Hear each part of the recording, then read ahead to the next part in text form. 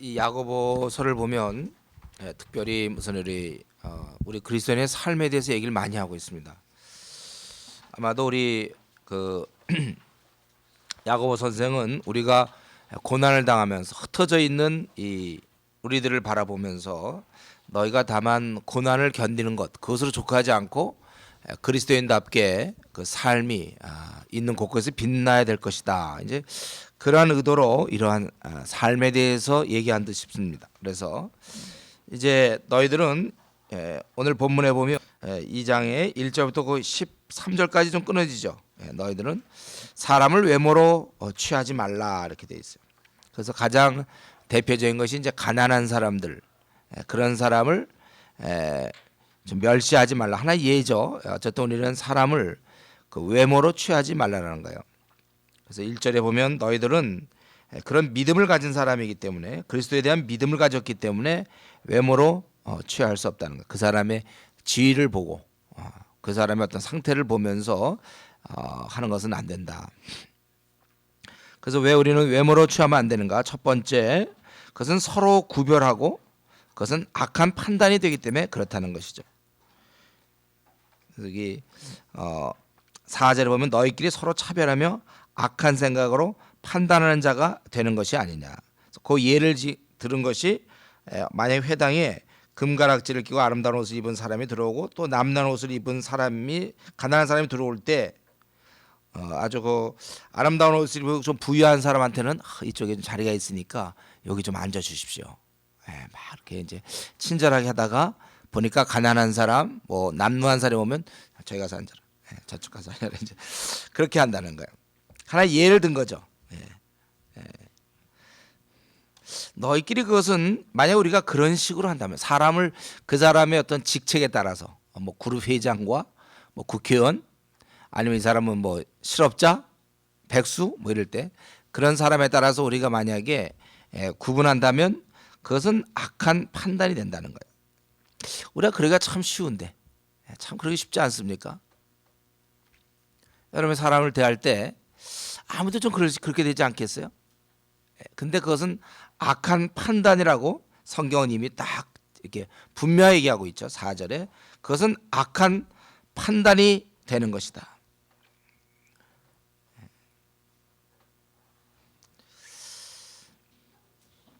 하나님께서 지으신 자를 너희들끼리 이렇게 평가해버리고 그렇게 한 것은 정말 그건 악한 판단이 되는 것이고 오히려 하나님은 오히려 반대의 경우에요. 우리 아버지 하나님은 가난한 자를 받았다 이거예요. 바로 우리들이죠. 우리가 같이 이렇게 부족한 자를 받아줬잖아요. 또 그리고 가난한 자를 받을 뿐만 아니라 그 어마어마한 나라를 상속으로 주지 않았느냐. 하나님은 이렇게 우리 같은 사람들 정말 보잘것없는 사람을 잘해줬는데 너희는 어째서 6절에 가난한 자를 없인 여기느냐. 우리 보면 성경에는 뭐 가난한 자, 힘없는 자들에 대한 얘기가 많죠. 가난한 자를 불쌍히 여기는 것은 여호와께 꾸이는 것이니 그 선행을 갚아주리라. 잠언 19장에 보면 그런 말씀이 있어요. 오히려 부자들은 오히려 항상 보면 고자세죠. 부자들은 힘이 있으니까. 그래서 때때로 그들은 압제하고 또 법정으로 끌고 가지 않느냐. 이 법정으로 끌고 간다는 것은 아마 무슨 뭐 돈을 빌렸는데 제대로 갚지 못한다든가 이럴 때는 아주 그렇다는 거예요. 그리고 그들은 아마 이 사람들은 이제 특별히 불신자들을 가르치는 것 같은데 그런 사람들은 너희의 그 아름다운 이름을 비방하지 않느냐. 근데 너희들은 이렇게 좀 부자들에 대해서는 신경을 쓰고 가난한 사람들을 이렇게 판단하느냐. 요새 이제 부자 가난한 그거를 예를 들었지만 우리가 사람을 외모로 취하는 그런 면을 기독교 내에서는 추방해야 된다는 거. 그리고 만약 우리가 그럴 경우에는 두 번째로 이것은 4절에 있는 악한 판단이 되는 거고 두 번째는 그것은 죄를 짓게 된다는 거예요. 왜냐하면 성경의 8절에 이웃을 사랑하라고 했잖아요. 이웃 사랑. 그런데 내가 결국 외모로 취한다면 그 사람을 사랑하지 않는 것이 된단 말이에요. 즉 멸시하는 것이 돼요. 그래서 그거는 죄가 된다는 것입니다. 그래서 여기 보면 우리가 부자에게 잘 대해주는 것 그건 좋은 거예요, 여러분. 부자에게 잘 대해주는 건 좋은 건데, 그러나 가난한 자들에게 그만큼 잘 대해주지 않는 것, 그게 문제라는 거예요. 우리는 사랑해야 돼. 그렇기 때문에 이것은 하나님의 그런 뜻, 10절 11절에 있는 것처럼 결국 온 율법을 지켜도 하나를 범하면 모두 범한 자가 되나니, 결국은 우리가 이렇게 누구를 받아들이지 않고 멸시하면 그것은 하나님 앞에 뜻을 어기는 것이 된다. 그거. 그리고 세 번째로는 우리가 그것은 구별하며 악한 것이고, 그리고 그것은 죄를 짓는 것이고, 세 번째는 12절 13절에 있는 것처럼 궁유를 우리가 얻었지 않았습니까? 하나님 앞에 그 우리의 그 궁유를 얻은 우리의 그 처지에도 어긋나는 거예요. 주제 파악을 해야 돼요. 우리가 뭐냐 이거죠. 우리 궁유를 입어서 지금 여기까지 오지 않았습니까? 예를 내가 무슨 뭐 고시에 붙었다, 뭐 판검사가 됐다, 뭐 아니면 뭐 그거 누가 그걸 그렇게 하셨습니까? 머리를 누가 좋게 만들었고 외우는 머리와 그런 건강을 누가 주셨는가? 그거 다 하나님 주신 거 아니냐? 하나님 주신 거잖아요. 그러니까 너는 궁유를 얻어가지고 그래놓고서 너는 궁유를 베풀지 않는다? 그건 안 된다는 거예요. 내가 남들보다 좀 더 뛰어난 것이 있다면 그건 하나님이 주신 거예요. 너희들이 궁유를 받은 자들이 마땅히 궁유를 행하지 않는다면 그것은 잘못된 것이라는 것이죠. 우리 주님께서도 이 땅에 계실 때 우리 궁일이 여기는 자는 복이 있다 그래서 주위 사람을 항상 궁일이 여기는, 궁일이 여겨요. 그런 자들은 오히려 궁일이 여김을 또 받는다고 그랬죠. 또 우리 마태복음 6장에도 보면 우리가 과실을 용서하면 천부께서도 용서한다고 그랬어요. 이 궁율은 심판을 이기고 자랑한다, 이 말은 무슨 말입니까? 우리가 궁율 때문에 심판을 면할 수 있다는 거예요. 하나님 앞에 늘 우리가 궁율을 베푸는 그 모습을 통하여 우리도 하나님께서 우리에게 궁율을 베푸신다는 것입니다. 볼품없는 우리에게 하나님께서 궁율을 베푸셨다면 우리는 우리 이웃 누구에게나 좀 넉넉하게 대해야 된다는 것입니다. 사실 우리의 조건을 본다면 하나님 앞에 뭐가 우리가 아름답겠습니까? 우리도 하나님 앞에는 멸시받아야 될 존재들이에요. 그렇지만 하나님은 나를 참 최고로 대우해 주셨습니다. 그렇다면 너도 주위 사람, 특별히 못난 사람들, 잘난 사람 대하기 쉽죠. 우리 이명박 씨가 지금 이 자리에 왔다는 잘 대해주겠죠. 우리가 그렇게 안 대해줄까? 우리가 잘 대해줄 수 있을지. 잘난 사람, 능력 있는 사람, 직분 있고 신분이 높은 사람, 그런 사람 잘 대해주기 쉬운데 그렇지 않은 사람에 대해서도 우리가 잘 대해줘야 된다는 거예요. 이게 그리스도인들은 좀 달라야 되는 것입니다. 그렇게 한번 생각해 볼 때 혹시 여러분은 이제 이 시간에 우리 이런 말씀 들을 때 혹시 내가 마음에 이렇게 좀 무시하는 사람 없습니까? 내가 내 마음에 교회 공동체도 될 수 있겠고 또는 학교나 또 때로는 집안도 될 수 있어요. 집에서도 이렇게 또 회사에서는 또 누구 혹시 내가 이렇게 무시하는 사람 없습니까? 여러분들 성경은 우리가 사람을 무시하지 말라고 그랬어요. 이제 우리나라 같으면 이제 좀 학벌 문제가 우리나라 좀 심할걸요. 제가 우리나라 워낙 그 고등학교 딱 하도 지지고 볶고 해가지고 거기서 이제 살아남은 사람들은 이제 대학을 들어가서는 아주 이제 그런 문제가 우리나라는 참 심해요. 혹시 그렇다고 해서 내가 누구를 좀 무시하거나 이런 나에게 없는지 우리 주제를 잘 파악해서 여러분들은 이제 평생 그리스도인이기 때문에 다른 사람을 이렇게 무시해서는 안 돼. 다 하나님의 아들, 딸. 그도 하나님이 받으신 자잖아요. 그도. 그죠? 그 사람도 하나님이 받으셨잖아요. 하나님의 그도 자녀잖아요. 그럼 우리가 하나님의 아들, 딸이 얼마나 높은 겁니까? 여러분 교회 오면은 다 높은 사람만 모인 거예요. 다 하나님의 아들, 딸. 그러니까 귀하게 돼야 되는 것입니다. 그리고 계속해서 이 야고보 선생은 우리로 하여금 너희가 이제 신앙인이라면 좀 이렇게 삶에서 좀 제대로 너희 좀 믿음을 좀 발휘해봐라 그거예요. 그래서 또 그 좀 예를 들은 게 가난한 사람의 경우를 예를 들었어요. 가난한 자를 멸시하지 말라고 그랬는데 그냥 그렇게 끝나면 안 된다는 거예요. 그를 실제로 도와줘야 된다는 거예요. 이렇게 도와주는 것, 이게 우리의 믿음을 드러내는 것이죠. 그래서 여기 예를 들기 뭐가 있습니까? 형제자매가 이제 헐벗고 일용할 양식이 없어요. 근데 그에게 이르기를 평안히 가라, 덥게 하라, 배부르게 하라. 이제 배고픈 사람 보고 가서 배 좀 부르십시오. 탁 인사를 정주기가 가는 거예요. 배 좀 불러라. 그 뭐냐, 네가 돈 있으면 돈을 주든지 해서 뭐 사 먹어야지. 배가 이렇게 고프십니까? 배가 부르기를 간절히 바랍니다. 그렇게 하면 그게 무슨 도움이 돼요, 그런 게. 추운 사람한테 옷을 따뜻하게 뭐 자기 외투를 벗어야지. 오돌오돌 추운데 이렇게 추워하지 마시고 뜨뜻해 하십시오. 그런 거라는 거예요. 그렇게 하는 것은 그것은 그런 것이 바로 행함이 없는 믿음이에요. 이제 어떤 사람은 이제 신학 같은 거 좋아하는 사람은 행함과 믿음을 막 야고보에서 찾고, 근데 지금 그냥 그래서 여러분 PBS 하면 좋은 점이 뭡니까? 흐름을 쭉 보세요. 그냥 지금 지금 17절에 행함이 없는 믿음 죽었다고 그랬지. 여기서 무슨 뭐 행함이냐 믿음이냐 이런 얘기를 하는 게 아니라, 우리가 자연스럽게 네가 정말 이웃을 사랑하는 사람이라면 실제적으로 뭘 도움을 줘야지, 말로만 그냥 배불러라 이런 것은 그건 아무런 행함이 없는 믿음이라는 거예요. 그것은 죽은 거와 마찬가지라는 거예요. 그래서 이제 여기서 구원을 받습니까 못 받습니까 이런 얘기하는 게 아니라, 이제 구원받은 성도로서 너희들 그거는 결국 죽어 있는 거 아니냐, 너희 믿음이. 그런 뜻이죠. 우리 PBS 하면 좋은 점은 이렇게 그 앞뒤를 이렇게 잘 흐름을 보면 아는 거예요. 그래서 행함과 믿음을 비교하려는 게 아니라 행함 없는 믿음이 형편없다, 그것을 얘기하는 것이죠. 그래서 만약 우리가 우리의 믿음을, 내가 갖고 있는 생각을 표현하지 않는다면, 그 사람의 실제적인 유익이 되지 않는다면 그것은 죽어 있는 믿음이며, 그런 믿음일 바에는 그것은 19절 20절에 있는 것처럼 귀신의 믿음도 바로 그런 귀신의 믿음과 같은 성질일 것이라는 거예요. 그래서 귀신도 뭐라고 그랬습니까?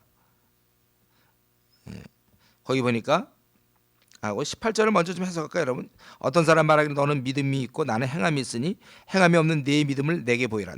나는 행함으로 내 믿음을 내게 보이라 하리라. 정확한 해석은 너는 너의 행함으로 한번 내 믿음을 내게 보여라 이거죠.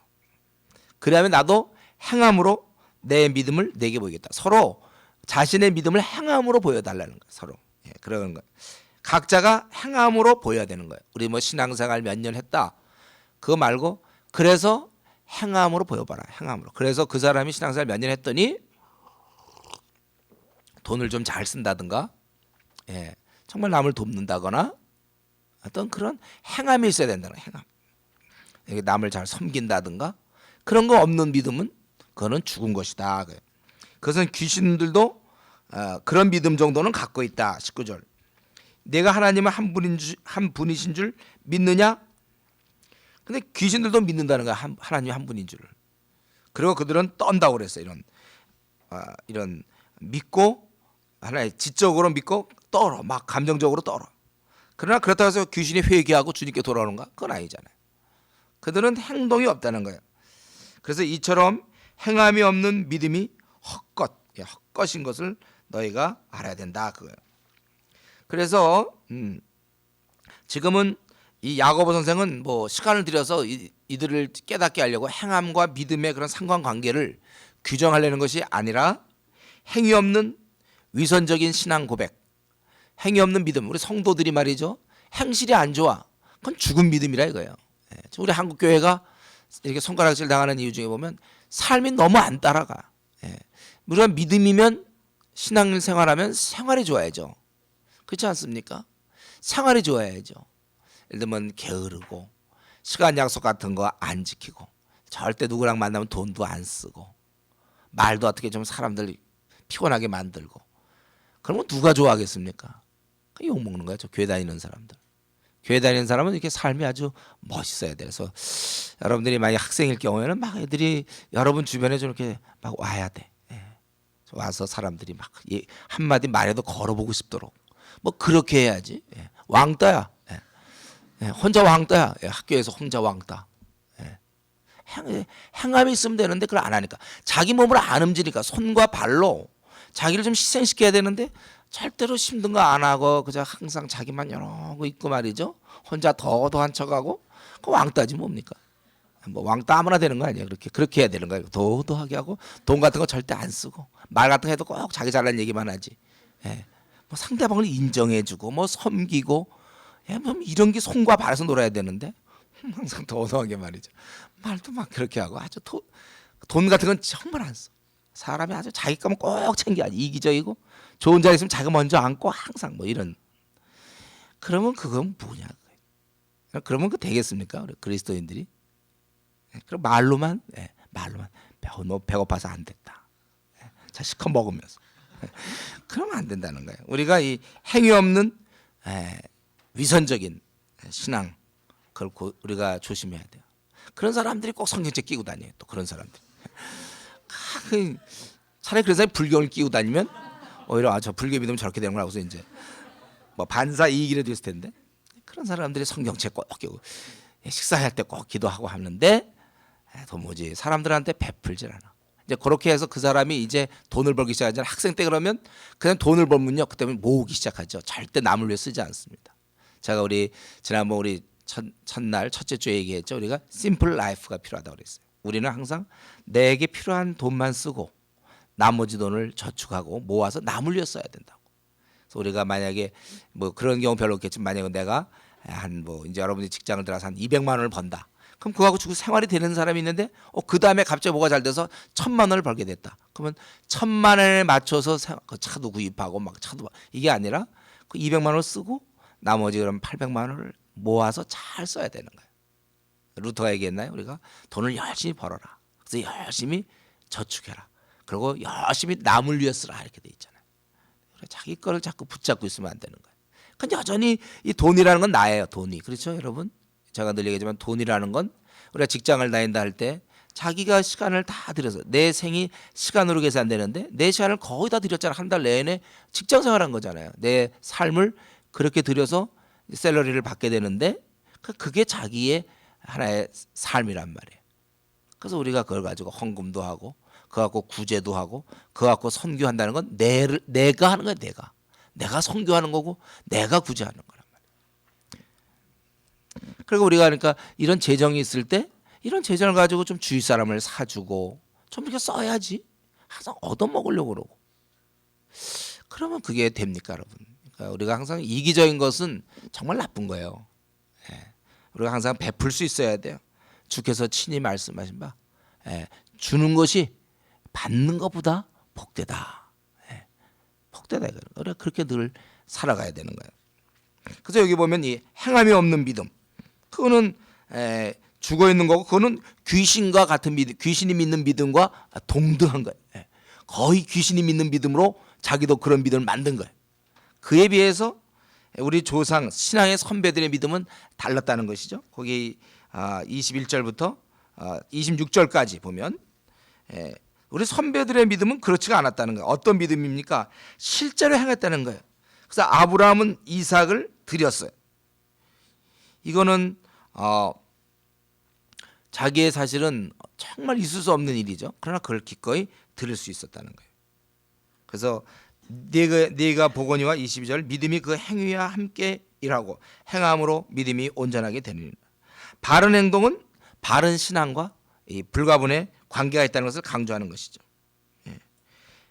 이것이 행위로 드러나는 거예요. 행위로 드러나는. 사실 하나님이 이미 그를 의롭다 여기셨어요. 그리고 또 그 의인인 그는 이러한 행동으로 그것을 보였다는 것입니다. 그러니까 믿음과 행동이 같이 간다는 것. 24절에 이로보건대 사람의 행함으로 의롭다 하심을 받고 믿음으로만 아니니라. 이거에 자꾸 구원 문제를 얘기하는 게 아니고 지금 흐름이 뭐예요?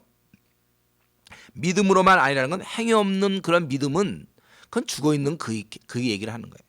그러니까 우리가 내가 신앙을 가졌다. 그럼 여러분 신앙에 걸맞는 신앙인으로서 걸맞는 행동을 하기 시작해야 돼. 집에 가서도 자기가 뭐 부모님 말씀을 잘 듣는 거 이런 거, 부모님을 잘 배려하는 거 이런 게 다 우리의 신앙의 행동이죠.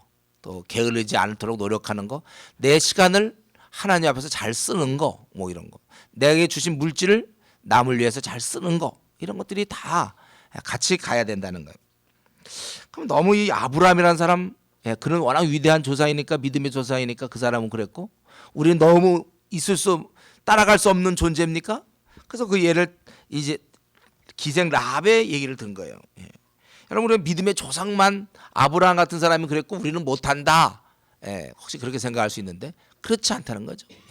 여기 보면 기생 라합도 그랬다는 거. 기생 라합이 자기의 그 행함으로, 자기의 그런 소문으로 들었던 하나님 그것을 듣고 그분이 말이야 정말 그렇게 하신다. 그래서 그 행함으로 그런 기생으로서 그러한 이스라엘의 그 정탐꾼이 왔을 때 숨겨주고, 그리고 이제 당신이 이제 그 나라가 들어갈 때 우리를 살려달라, 우리 가족을 살려달라.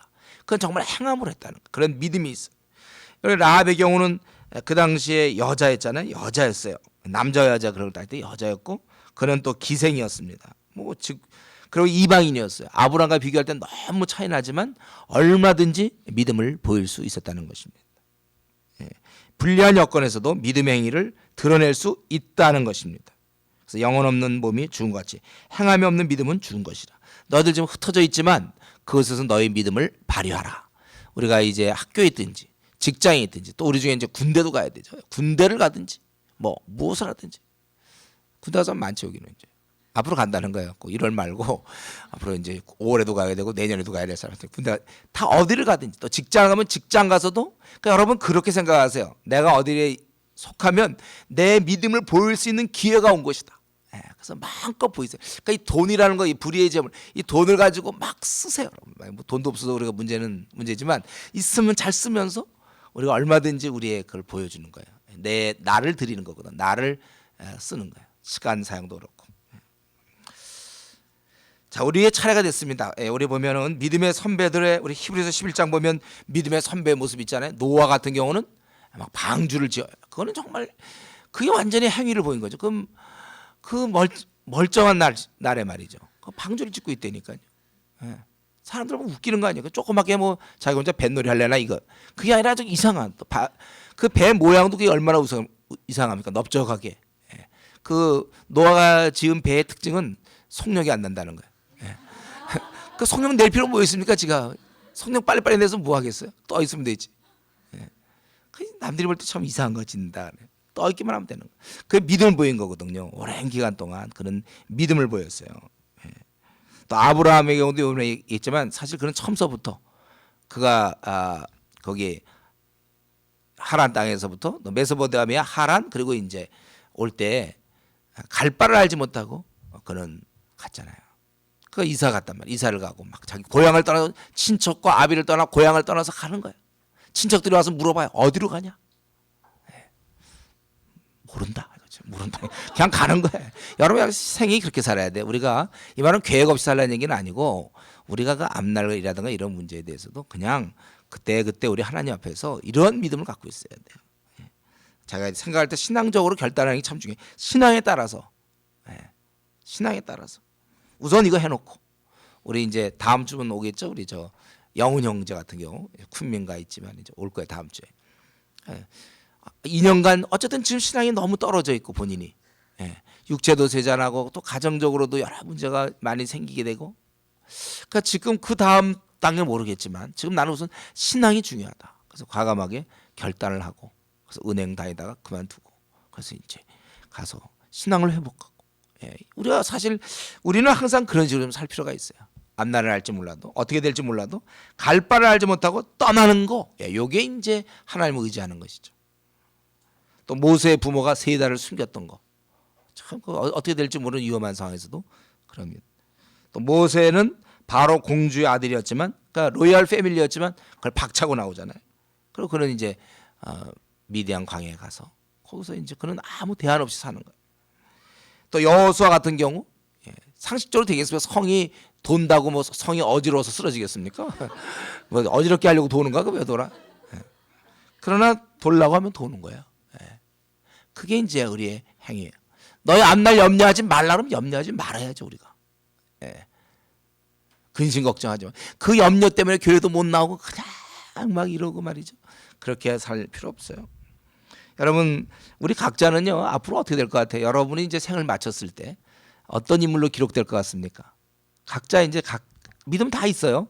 그 모습을 이제 보일 건데, 우리가 죽으면 하다못해 내 후손이든지 누구라도 많이 나에 대해서 어떤 사람이라고 평가할 것 같아요. 여러분의 그러니까 이 여호수아는 이 동고, 이게 굉장히 믿음이었거든요. 돌았잖아요. 이게 굉장히 믿음이에요. 우리는 기생 라합은 그게 믿음이었고, 우리의 삶 속에 그런 좀 믿음의 그런 발자국들이 있어야 돼요. 이걸 가지고 얘기를 할 수 있어요. 우리가 실제적으로 우리가 신앙인들은 이런 믿음을 드러낼 수 있어야 돼요. 여러분들이 갖고 있는 믿음을 좀 드러내세요. 똑같아요. 이렇게 이러다가도 막 이제 뭐 시험만 있으면 그냥 다 때려쳐. 떨어지면 어떻게 목사님, 떨어지면 어떻게 할까요? 막 걱정하고 그냥 아무것도 못하고 막 이래. 그냥 뭐 우리 떨어지면 또 떨어지는 거죠. 또 뭐 우리가 좀 삶을 믿음을 갖고 좀 사세요. 선한 목자. 나는 그냥 최선만 다하면 되는 거야. 최선만. 왜 고3이라고 해서 꼭 막 수련회도 못 가고 그럽니까? 요즘 우리 지금 고등학교 2학년 3학년 수련회도 잘 못 가. 왜냐면 안달복달이야 지금 그 시험 그냥 할 거 하면서 하고 거기에 맞춰서 우리가 늘 살아가는 것이죠. 그런 자세를 가져야 돼. 항상. 저는 우리 이제 캠퍼스에서 일할 때도 보면 4학년만 올라가면 모임 다 빠져. 4학년이 직장 뭐 아니 뭐 하면서 하면 안 되나? 하면서 하는 거죠. 뭐든지 다 우리가 평생을 여러분 그냥 하면서 하는 거야. 항상 직장 가면 또 직장에서도 얼마나 많은 요구가 있겠습니까? 그냥 하면서. 그래서 만약 좀 처지면 처지고 그렇게 되는 거죠. 이전에 제가 아는 어떤 분은 좀 이제 교수로 있는 분인데 카이스트 다니면서 그 사람 카이스트에서 정말 사람들 공부들 많이 하는데 자기는 그래도 공부도 중요하지만 또 사람을 돌보는 게 중요하다. 그래서 일주일에 한 이틀씩은 저녁 시간을 이용해서 캠퍼스 나가서 학생들 돌보고 그랬어요. 물론 남들보다 좀 늦었는지 모르겠어요. 또 A 맞을 거 B 맞았는지 모르겠어요. 그러나 뭐 그렇게 뭐 B 맞게 되면 맞는 거죠. 노력을 안 한다는 건 아니에요. 그러나 하면서 하는 거예요. 우리 이런 정신이 참 중요해요. 안달복달하지 말고. 뭐 그래서 결국 뭐 그때 그거나 지금나 결국 그냥 교수로서 좀 살고 있어요. 그냥 최선을 다해서 사는 거예요. 우리가 항상. 그리고 우리 그리스도인들은 그러니까 외모로 사람을 판단하지 말고 그리고 우리가 실제 우리 믿음을 좀 행동으로 좀 옮겨라. 행위로.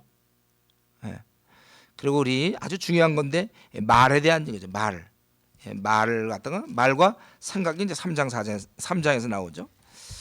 그래서 우리의 말을 조심해야 되는데 혀를 조심하라. 그래서 그 3장 1절부터 12절까지 우리 말에 대한 얘기가 나오고 13절부터 18절까지 생각에 대한 건데 내 형제들아 너희는 선생된 우리가 더 큰 심판을 받을 줄 알고 선생이 많이 되지 말라. 선생이 되지 말라는 것은 그러면 리더가 되지 말라 이런 뜻이 아니고 이제 우리가 선생의 입장 비슷하게 해서 자꾸 사람을 이렇게 판단하는 거, 비평하는 거 그거를 이제 조심하라는 거예요. 왜냐하면 더 큰 심판이 있기 때문에 자기가 이 사람이 이렇게 잘못했다는 것은 자기에게 하나의 정죄 기준이 되는 거예요. 하나님 보실 때 그 기준이 되는 거예요. 저 사람이 저 모양인가? 그럼 자기도 그런 모양일 때 자기도 정죄받아야 된다는 거예요. 그렇기 때문에 왜 우리 보고 그렇게 하지 말라고 그랬냐면 우리는 흠과 실수가 많기 때문에 우리는 많기 때문에 특별히 말에 실수가 많다는 거예요. 대부분 실수하면 행동으로 실수하는 것처럼 이렇게 뭐해서 뭐 부러뜨린다든가 뭐 이렇게 넘어진다든가 부딪힌다 이런 것보다는 그거는 그래도 좀 그렇게 많지 않죠. 행동으로 우리가 실수하는 것보다는 이 말로 실수하는 경우가 참 많아요. 그렇기 때문에 우리는 혀의 사용을 조심해야 돼요. 왜냐하면 우리가 아직 완전히 성화되어 있지 않기 때문에 성화되지 않은 데서 나오는 말 이걸 조심해야 된다는 것입니다. 그렇기 때문에 행동만 조심하는 것은 어리석은 거예요. 말을 조심할 수 있어야 돼. 자기가 행동을 잘해야지. 앞부분에서 행동 얘기를 많이 했지만 사실은 행동만 조심하면 어리석은 거예요. 말을 조심해야 돼. 말을. 그렇기 때문에 사실은 이 이렇게 말의 실수가 별로 없는 사람들이 있죠. 그건 굉장히 탁월한 덕을 소유하고 있는 사람이에요. 자기를 한번 들여다 자기 말에 별로 실수가 별로 없다. 그러니까 아예 말을 안 하는 사람들 있죠. 말을 별로 안 하는 사람은 실수는 대실 없죠. 근데 이제 성경은 이제 그런 걸 얘기하는 게 아니라 말을 할 때 어쨌든 실수하지 마라. 그건 아주 우리가 중요한 것이다. 그래서 이 혀를 우리가 조심하라고 그랬고 그 혀의 특성에 대해서 얘기하기를 혀의 특성을 먼저는 뭐냐면 작지만 큰 것을 움직이는 것이다. 첫 번째 그것은 아주 작은데도 큰 것을 움직인다. 그래서 말의 입에 재갈을 물리는 것은 말의 입에 재갈을 그래서 우리에게 순종하려고 그 온몸을 제어하는 것이라. 그 말에게 제갈, 또 배를 보라. 배에는 그 키, 그것은 작지만 사공의 뜻대로 운행하는다. 작지만 큰 것을 움직이는 것처럼 혀도 작은 지처럼 큰 것을 자랑한다. 아까 말들의 입에 재갈을 물린다고 그랬어요. 작지만 또 배에 있어서는 그 키, 그건 아주 작지만 그걸로 인해서 큰 배를 움직이는 것처럼 우리는 지금 뭐 1m 60에서 한 뭐 70, 한 80 사이 우리가 있나요? 얼마쯤 있어요? 한 1m 얼마에서부터 얼마까지 우리가 있다 치면, 그럴 때 우리 요 혀는 요거 몇 센치예요? 혀는요? 한 10 몇 센치 되나? 10 몇 센치 되는 게 1m 얼마를 움직이는 거예요. 혀가 움직인다 이거예요. 발이 움직이는 게 아니에요. 혀가 움직이는 거예요. 그래서 이 혀도 작은 지처로되 큰 것을 자랑하고, 그 영향력이 얼마나 큰지 작은 불이 얼마나 많은 나무를 태우는가 보라. 그래서 우리 보면 식물 같은 때 누가 담뱃불로 뭐 이렇게 했는데 그 담뱃불 하나가 산을 태우잖아요. 혀 요 10 몇 센치가 1m 넘는 우리를 태워버린다 이거. 그래서 혀의 특성은 굉장히 영향이 큰데 문제는 그 혀는, 근데 혀가 보통의 경우 불의라. 불의의 세계, 이 악하다 이거예요. 혀는 곧 불의의 세계라. 혀는 우리 지체에서 온몸을 더럽히고 삶의 수레바퀴를 불살하니, 내 인생의 행로를 갖다가 불살라 버려요. 이게 그렇게 돼 있어요. 그 사려는 것이 지옥불에서 나르니라. 저 혀라는 것은 작지만 큰 것을 움직이는데 문제는 혀가 불의의 세계야. 불의의 세계. 그래서 우리 인생의 행로를 더럽히고 파괴시킨다는 거예요. 말 한마디 잘못해갖고 인생을 망친 사람도 많죠. 어떤 사람 막 나와서 뭐 선거하다가 말 한마디 잘못하는 바람에 그냥 뭐 다 그만두고 막 물러나고 그러지 않습니까? 말이라는 건 그래요. 말 때문에 말. 그것은 왜냐하면 이 언어라는 것은, 이 혀는 마귀가 자꾸 충동질한다는 거예요. 그 지옥불에서 난다. 그 분열과 분쟁, 대부분 어디서부터 시작됩니까? 대부분 사람이 부부간에 싸우는 건 먼저 한번 쥐어받고 시작됩니까? 분열이 일어나는 게 어디예요? 말부터. 요만한 말 있잖아요. 여보 당신이 어쩌고, 요걸로 이제 끝나는. 보통 사람이 분열하는 거 보면 뭐 크게 해서 뭐 권총 갖고 와서 막 서로 송속을 해서 분열되는 게 아니고 그냥 말로. 사실 이 말의 총이나 마찬가지. 언어, 말로. 대부분에서 분열과 분쟁이, 또 더럽힘이 이 혀에서 시작해. 그래서 우리가 가만히 봐야 됩니다. 우리가 삶의 우리가 지혜인데, 삶에 어떤 사람하고 이렇게 문제가 생기고, 또 삶에 이렇게 사람들과 이렇게 싸움이 생기고 그 사람과 헤어지게 되고 뭐 이런 거 가만히 들여다보면 이게 말에 있어요. 말 때문에 그래. 친구 간에도 친하던 정도 말 한마디 때문에 말에 있다는 거예요. 또 그 말 때문에 그때부터 막 이제 담을 쌓고 막 이러는 거. 말. 그 사람이 누가 그런 말 나한테 했다. 그거 듣고서는 이제 여러분 혹시 그런 말 들으면 반드시 확인해 봐야 됩니다. 말이라는 건 믿을 수가 없어요.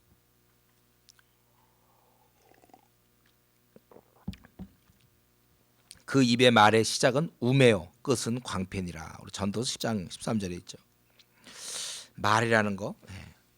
그런데 문제는 이 말은 이렇게 영향력 있고 악하기도 하고 그런데 문제는 길들여지지 않는다는 거예요. 또 이게 7절 8절에 보면 이 길들여지지 않아요.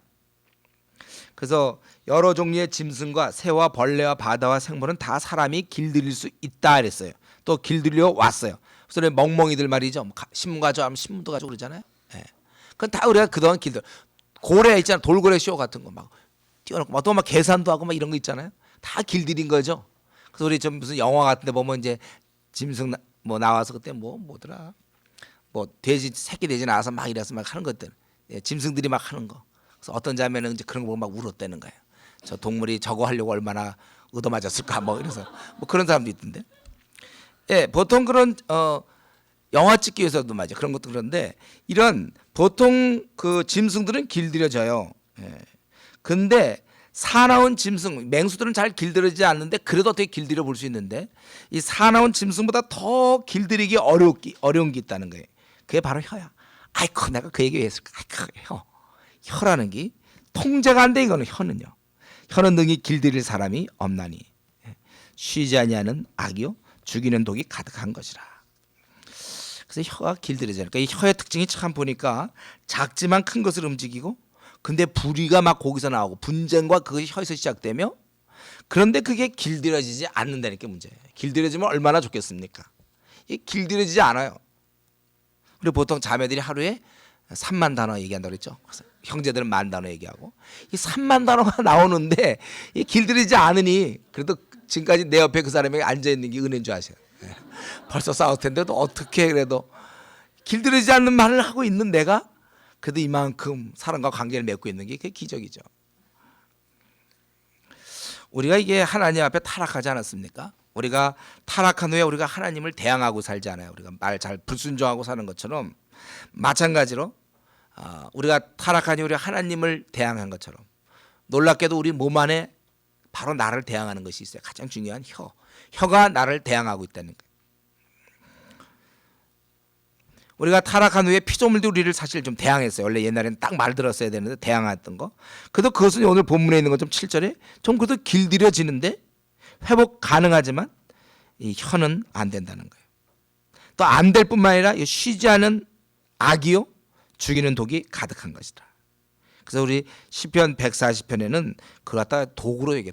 혀를 뱀같이 그 혀를 날카롭게 하니 그 입술 아래 독사의 독이 있나이다. 우리 시편 140편에 그렇게 써 있습니다. 그래서 우리는 독은 보통 멍멍이 같은 건 없지만 독사들 있잖아요. 예? 독사들은 독을 갖고 있죠. 근데 그런 독은 그 독사만 갖고 있는 것이 아니라 사람도 갖고 있다는 거예요. 그래서 이 말 한마디로 사람을 죽이잖아요. 완전히. 그 말 때문에 평생을 그냥 저주 아래에서 사는 사람도 많아요. 여러분들이 혀를 낼름거리고 있잖아요. 낼름할 때 약간 그 독사의 그 혀를 생각, 뱀을 연상하세요. 낼름하는 거 조심하셔야 돼요. 그 제가 한번 이전에 그런 얘기 한 적 있죠. 우리가 그래서 하나님이 혀를 이 돌아대 가둬놓은 것 같아요. 혀는 그래서 밖으로 나가서 가지지 않잖아요. 안에서 돌 안에 돌로 돼 있잖아요. 혀를 딱 가둬놔서.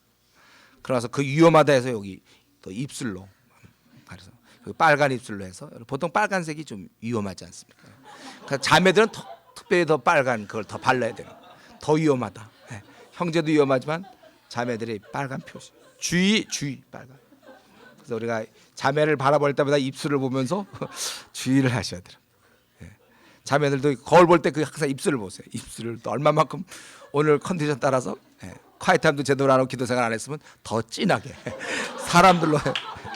사람들로 하여금 조심히 싸도록. 저 입에서 뭐가 나올지 모르는 되도록 대화를 피하도록 한다든. 이 혀라는 건 참 안 좋은 거죠. 그런 거. 그러니까 인간은 피조물과 막 맹수들을 정복하고 막 에베레스트 산을 정복하고 막 이러지만 정작 자기 자신을 정복할 수 없어요.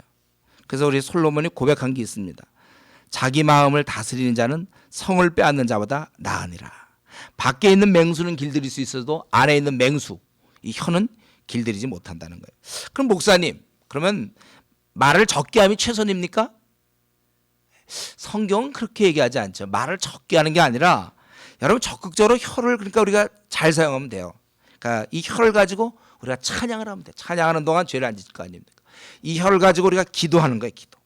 이 혀를 갖고 전도하면 돼요. 우리는 이 불의 혀를 그냥 우리가 안 하는 걸로 한다는 건 굉장히 수동적인 거고, 그거는 어쩌면 마귀에게 우리 지는 거예요. 입만 꽉 다물고 있으려면 하나님이 입을 만드신 이유가 뭡니까? 꽉 다물고 있으라고 만들었네. 입을 주신 이유 꽉 다물라고. 그건 아니에요. 오히려 이걸 가지고 격려할 수 있어야죠, 여러분. 이런 기술을 이제 배워나가야 돼요. 대부분 이제 혼자 잘한 사람, 오늘날은 보통 이제 집에 보면 한 명 하면 2명이잖아요. 그러니까 이런 걸 잘 몰라요. 이 사람에게 격려하는 거, 이런 거, 칭찬하는 거, 이런 걸 여러분이 개발해야 돼요. 자기를 한번 보세요. 자기가 이상하게 내 주위에 사람들이 좀 잘 많이 몰려 있습니까? 이상하게 사람들이 나를 좀 많이 따르는 것 같고, 내 주위에 사람이 많다면 그런 사람은 보통 격려를 잘하는 사람이에요. 그러니까 사람들이 그러니까 좋죠. 근데 이상하게 내 주위에 별로 사람들이 별로 없어. 좀 쌩해, 좀 내 주위는. 나는 좀 홀로 정말 도도히 말이죠. 혼자 이렇게 지내고 있어. 그런 경우 보면은 이제 격려를 잘 할 줄 모르니까 사람들이 별로 없죠. 격려를 잘할 수 있도록 우리가 이 혀를 가지고 자꾸 죄를 짓생각하지 말고 기도를 좀 많이 하고 찬양과 전도와 격려, 칭찬, 그리고 다른 사람에게 덕을 세워주는 거 이런 거를 여러분 오히려 많이 해야 돼요. 기회 되는 대로 찬양을 할 것이고 기도할 것이고. 지금 계속해서 이 야고보 사도는 그래서 이런 독사의 독 같은 이 혀를 갖고 있는데 길들여지지 않는 이걸 가지고 이제 실제에 있어서 그러면 어떠한 오용이 있는가, 어떻게 잘못 사용되고 있는가, 그게 얘기하기를 한마디로 얘기하면 여러분들 예상했겠죠. 결국 형제를 비방하는 거예요. 이 혀를 가지고. 여기 보면은 이것으로 우리가 주 아버지를 찬송하고 또 이것으로 하나님의 형상대로 지음받은 사람, 벌써 그러니까 이게 굉장히 귀한 사람이라는 걸 얘기하는데 그 사람을 저주한단 말이에요. 아버지는 찬양하는데 그 아들은 저주한단 말이에요. 우리가 지음받은 자를 저주한다. 하나님을 높이면서도 그분의 아들 딸을 욕하고 있는 그런 이중적인 모습. 그것은 결국 아버지를 욕하는 거나 마찬가지예요. 즉이 작은 자에게 한 것이 곧 내게 한 것이라. 자식과 부모는 연결되어 있다는 거예요. 네 집 자식입니까? 그러니까 그 자식 욕하면 그 부모 욕하는 거예요. 너네 애가 이렇게 예의가 없고 뭐하고, 그 결국 부모한테 잘 못 배워서 그런 거죠. 어디서 배운 거냐? 너희 부모는 누구냐? 이렇게 되는 거죠. 우리가 근데 이 혀의 문제는 다른 여러 문제가 있는데 가장 핵심적인 건 뭐냐면 이 혀를 가지고 하나님의 피조물들을 저주한다는 것입니다. 그러니까 그렇게 될 수가 없다. 찬송과 저주가 나오는도다. 이것이 너희가 마땅하지 않지 않냐. 자연은 우리에게 그걸 얘기해 주고 있어요.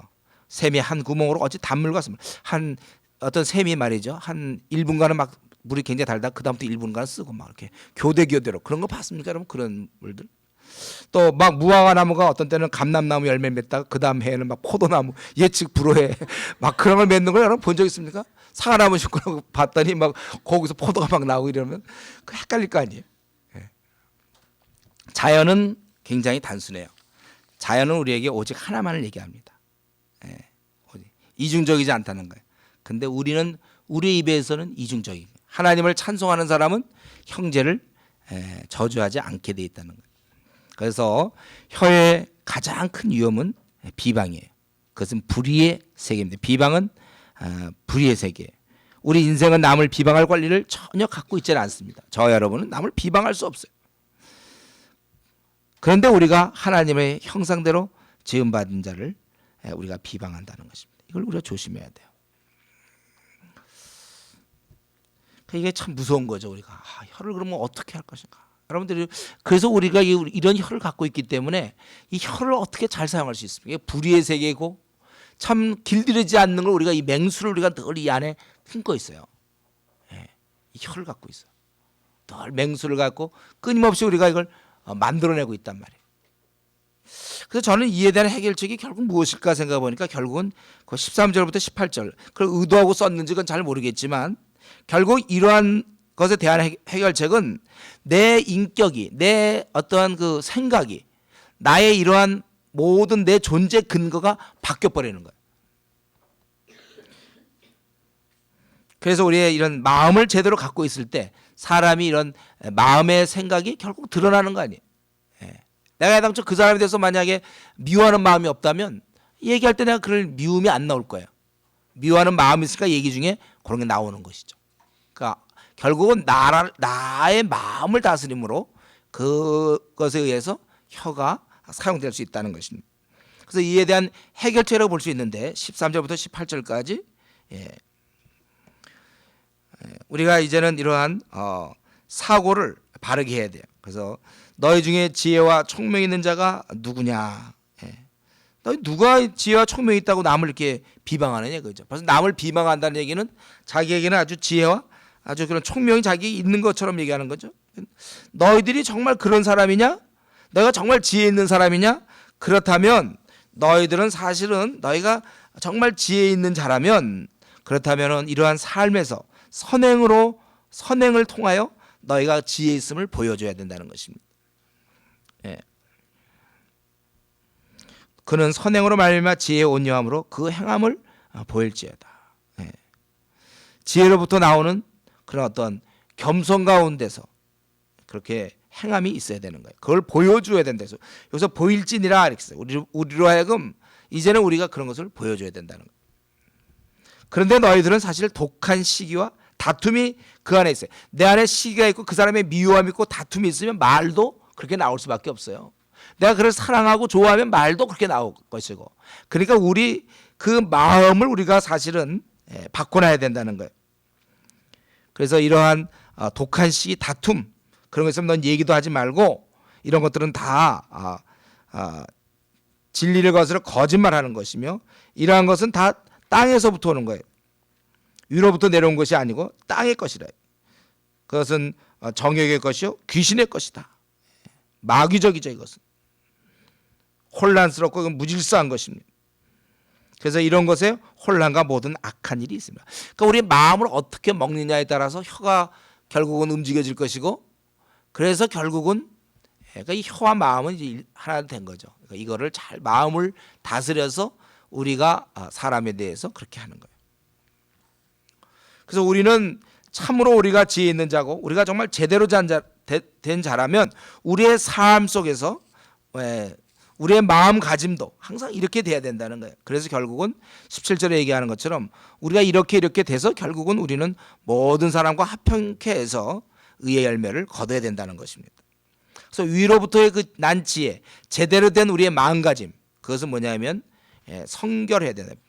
성결, 피워야 된다는 거예요. 아주 그 순수해야 돼. 우리의 삶 자체가 이렇게 자꾸 머리 굴리는 사람들이 있어요. 머리 자꾸 굴리는 사람이 있는데, 성결하라 이렇게 돼. 성결. 그리고 화평하고, 사람들과 이렇게 쉽게 적이 되는 사람이 있어요. 조금만 하면 바로 그냥 싸우려는 사람이 있어요. 그렇지 않고 네가 그 화평을 사랑하는 사람. 우리 로마서 12장 18절에 있는 것처럼 할 수 있거든 평화하라. 할 수 있거든. 쉽게 막 그 삐치고 말 같은 거 쉽게 해갖고 사람과 자꾸 이렇게 싸우는 사람이 있어요. 대부분 이제 그런 사람이 신앙이 나름대로는 신앙생활 잘하는 사람이에요. 자기 나름대로는 막 기도생활 많이 하고, 자기 나름대로 뭐 봉사도 많이 하고, 보통 이제 떠오르는 게 이제 여전도 회장이죠. 자기는 여전도 회장 하니까 싸움 잘해. 그 사람들은 자기는 항상 의로우니까. 근데 그 사람이 놓치고 있는 부분이 있죠. 화평케 해야 되는데 잘 삐치고 잘 싸우고, 이거는 이제 제대로 된 마음가짐이 아니에요. 마음이 좀 뭐가 이상한 거예요. 그거는 제대로 된 마음가짐은 우리 성경에 있는 것처럼 할 수 있거든 평화하라. 평화를 사랑하는 게 화평이에요.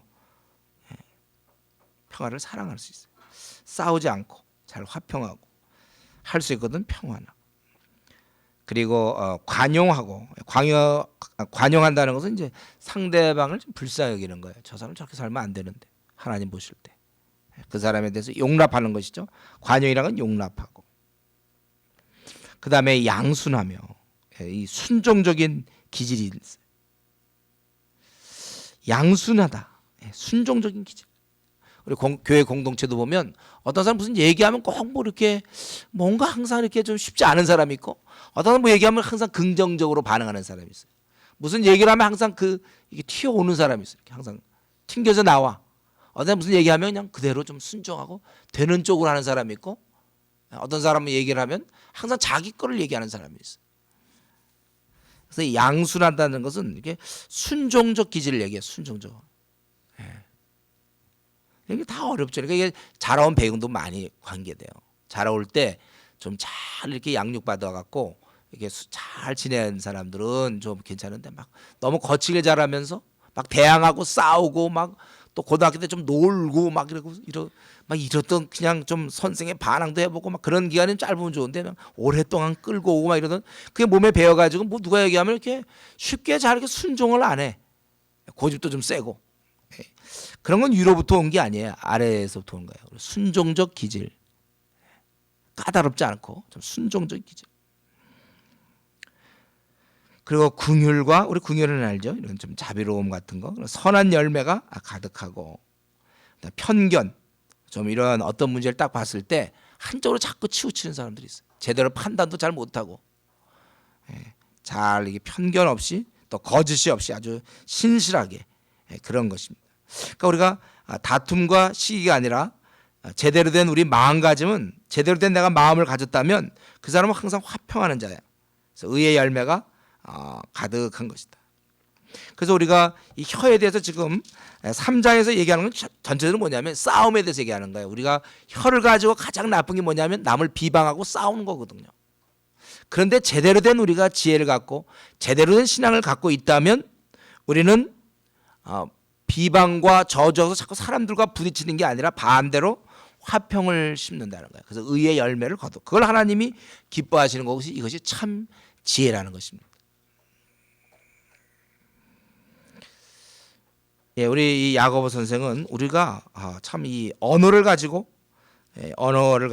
사람들과 자꾸 부딪히고 비방하고 저주하고 자꾸 틈을 내고 혼자 왕따 당하고 항상 그렇게 이 언어 때문에, 그런 언어가 아니고 우리가 마음을 잘 준비해 가지고 그것이 언어로 잘 순화돼서 나올 때 오히려 우리는 참으로 성결하고 또 화평하고 또 다른 사람을 잘 불쌍히 여기며 또 순종적인 기질을 가지고 또 긍휼과 선한 열매가 가득하고 편견 없고 거짓이 없이 그렇게 우리가 지내면서 사람과 화평하게 지낸다는 것입니다.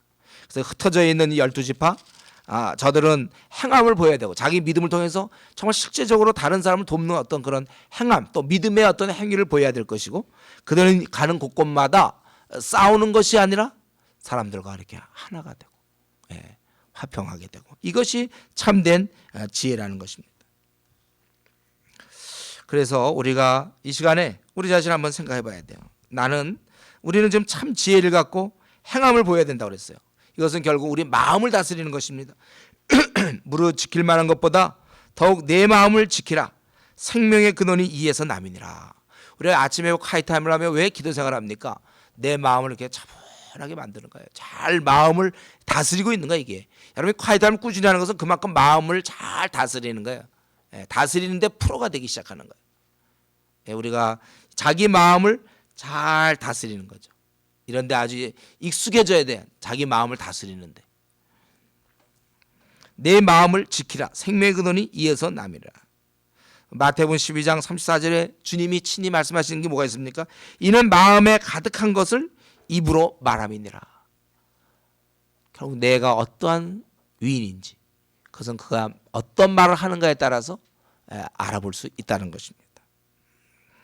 그렇기 때문에 우리는 오늘 이 말씀을 통해서 결국은 우리의 마음을 다스려야 되는 것이다. 우리가 이번에 이렇게 3주 훈련하는 것도, 아침에 PBS 하는 것은 우리는 뭐 성경을 연구하는 뭐 그런 전통이 있어, 그게 아니고 이런 걸 통해서 내 마음을 다스리려고, 내가 이렇게 말씀을 통해서 깨닫고 변화되고, 또 우리가 기도 생활하는 것도 마찬가지예요. 기도를 통하여 정말 내 혀를 잘 사용하고 정말 이 성령 충만해서 나를 다스려야 되는 것입니다.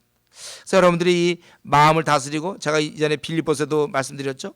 우리가 이 마음을 잘 다스리기 위해서 우리가 빌립보서에 있는 것처럼 이런 훈련을 하라고 했어요. 빌립보서 4장 8절.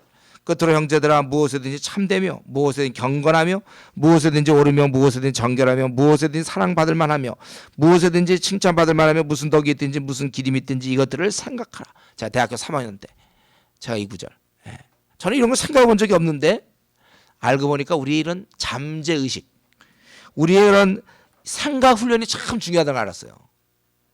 내가 평소에 어떤 생각을 하는가가 나오게 되는 거예요.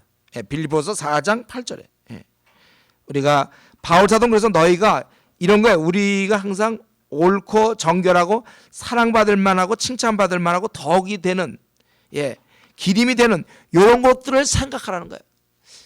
그게 이제 얼굴도 나오고 말도 나오게 돼 있어요. 여러분, 그 사람이 어떤 생각을 하고 있느냐가 그의 눈빛에서 나와요. 그의 인상에서도 나오고 그의 말에서도 나오고 그의 행동에서 나옵니다. 그 사람의 생각. 그래서 막 머릿속에서 머리 막 굴리는 사람들 있잖아요. 머리 막 굴리는 사람은 벌써 인상을 딱 보면 뭔가 좀 꿈꾸는 속 같은 그런 눈빛이 보여요. 이렇게 해서 쟤는 지금 뭘 좀 딴 생각하고 있는 것 같아. 단순하지가 않아. 머릿속에 막 그런 거 굴리니까. 여러분, 우리가 사람이 미우면 이 눈으로도 미움이 나올 수 있잖아요. 그렇죠? 어떤 사람 미울 때 그 눈빛 있잖아요. 몰라요? 누구 미울 때 이 눈빛이 그렇게 되는 거잖아요. 얼굴 표정도 어떻게 보고 그 눈과 자동적으로 그게 몇백만 개 세포가 몇천만 개 세포가 움직이는지 모르지만 그 얼굴도 그 미움의 얼굴로 만들어줘요. 누굴 내가 미워할 때 눈만 하고 코는 굉장히 명랑한 코가 아니고 같이 코나 뭐 입부터 시작해서 얼굴 전체 표정이 막 이렇게 되는 거예요. 그래서 우리 마음이 딱 준비되면 그런 거예요. 그래서 우리가 형제들 우리 자매를 택할 때도 뭐라 했어요? 이 얼굴빛을 보고 택해야 되는 거예요. 피부가 하얀 게 아니고 피부는 까매도 좋은데 그 얼굴에 그게 드러나요. 그러니까 쓱 얼굴 보면 알 수 있는 거예요. 눈빛과 그런 말 같은 거 보면 그가 지금 어느 정도 수양이 되어 있는가. 성경은 우리 마음을 다스리고 마음의 그런 내적 아름다움을 키우라고 그랬잖아요. 그 사람이 그런 생각들이 그런 마음들 이런 것들이 결국은 얼굴에도 나타나는 거예요. 그래서 지킬 만한 우리 마음을 지켜야 되겠고 너희는 마음에 가득한 것을 입으로 말함이라. 그래서 언어 생활을 보면 그 사람이 뭘 생각하는지 알 수가 있다는 거예요. 그렇기 때문에 우리는 우리의 잠재 의식, 그러니까 아까 혀에 대한 이런 위험함을 보면서 그럼 길들일 수 없는데 어떻게 할 것인가? 우리의 이런 잠재 의식조차도 내가 이게 길들여져야 되는 거예요. 그래서 지금 우리 한국 교회 보면은요. 평일날은 밤낮 세상적으로 실컷 놀고 밤낮 세상 사람들 만나고 밤낮 뭐 불륜 뭐 이런 텔레비전 보고 밤낮 뭐 이런 거 그런 거 실컷 하다가 주일날 와서 뭐 대화를 하려니까 자기들만 막 튀어나온단 말이에요. 그런 언어들이 그런 억양들이 그러니까 굉장히 그때는 입조심하죠. 자기가 뭐 머릿속에 든 게 그것밖에 없으니까 결국은 우리 머릿속에 무엇을 넣느냐. 세상이니까 자꾸 세속적인 친구 자꾸 만나면 그런 거 넣어서 결국 나는 그런 사람이 되는 거예요. 우리는 오늘 그 빌립보서 4장 8절에 있는 것처럼 우리 이런 좋은 것들을 자꾸 넣어야 되니까 여러분들이 이 PBS를 열심히 하는 이유는 내 머릿속에 자꾸 하나님 말씀을 집어넣고 내 마음에 집어넣음으로 말미암아 결국 내가 훌륭한 사람이 되는 것이고 그래서 내 혀의 말은 이 혀의 말을 딱 들으면 그 사람이 무엇을 생각하는지 알 수가 있는 거예요. 자꾸 이걸 갖다가 생각을 이렇게 하면서 말만 뭐 이렇게 기독교적인 말투 그건 금방 알아요. 그러니까 주위 사람이 알 수 있습니다. 본인은 주위 사람이 모를 것 같죠. 성도들 간에 성도끼리 하는 얘기들이 있어요.